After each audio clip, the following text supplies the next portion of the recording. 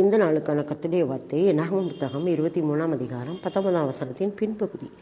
அவர் சொல்லியும் செய்யாதிருப்பாரோ, அவர் வசனித்தும் நிறைவேற்றாதிருப்பாரா? இந்த வார்த்தை தான் இன்றைக்கி ஆண்டவர் நைட்டில் என்னோட பேசினார்.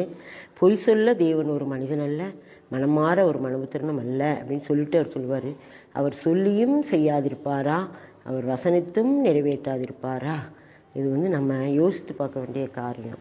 சில நேரங்கள் நம்ம என்ன செய்தோம், சில காரியங்கள் நடக்கிற உடனே சோர்ந்துருதோம், கலங்கிருதோம், பயந்துருதோம். எப்படி ஆகுமோ இது அப்படின்னு நினைக்கிறோம்ல. ஆனால் ஆண்டவர் சொல்கிறாரு, நான் சொல்லியும் செய்யாதிருப்பேனா அப்படின்னு தீர்க்கதரிசி மூலமாக சொல்கிறாரு. அவர் சொல்லியும் செய்யாதிருப்பாரா?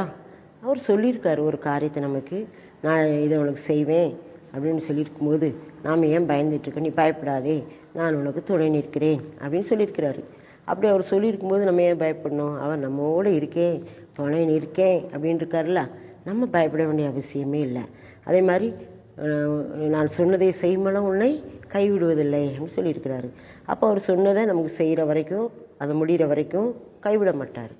கர்த்தர் எனக்காக யாவையும் செய்து முடிப்பார். எல்லாவற்றையும், யாவையும்னு அதில் அறக்குறையாக கிடையாது, 1-2 கிடையாது, எல்லாத்தையும் அவர் நான் செய்து முடிப்பேன் அப்படின்னு இருக்கார்ல. அது சொல்லி செய்யாதிருப்பாரா? அது சொல்லியிருக்காருல, செய்யாமல் இருப்பாரா? அவர் வசனித்தும் நிறைவேற்றாதிருப்பாரா? வசனித்தும்னா வசனம் மூலமாக நமக்கு கொடுக்குற வாக்குத்தத்தங்களை எல்லாம் நிறைவேற்றாமல் இருப்பாரா?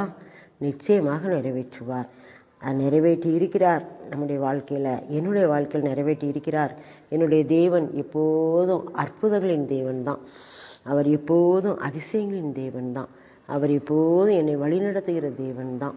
அவர் எப்போதும் எனக்கு சொன்னதை செய்கிற தேவன் தான் அப்படின்னு நாம் என்ன செய்யணும்?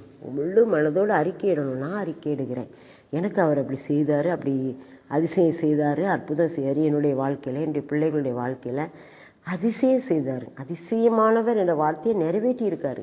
அப்போ அவர் சொல்லியும் செய்யாதிருப்பாரா? அவர் வசனத்தை நிறைவேற்றாதிருப்பாரா? இதை நீங்கள் யோசித்து பார்க்கணும். அவர் நிச்சயமாக செய்வார். எதுக்காக அழுதுகிட்ருக்கீங்க? எதுக்காக கவலைப்பட்டுக்கிட்டு இருக்கீங்க? எதுக்காக கண்ணீர் விட்டுக்கிட்டு இருக்கீங்க? காகங்களை கவனித்து பாருங்கள். அவைகள் உழைக்கிறதும் இல்லை, நொறுக்கிறதும் இல்லை, அவைகளையும் உங்கள் பரமபிதா பிழைப்பட்டுகிறார். எங்கள் வீட்டுக்கு ஒரு தங்கச்சி வருவாள். அவளுக்கு யாருமே கிடையாது. அம்மா கிடையாது, அப்பா கிடையாது, கணவன் கிடையாது, பிள்ளைகள் கிடையாது, அவள் மட்டும்தான். ஆனால் அவளுக்கு பாருங்கள், விதவிதமாக உடுத்துவா, விதவிதமாக சாப்பாடு அவளுக்கு எப்படியாவது கிடைக்கும்.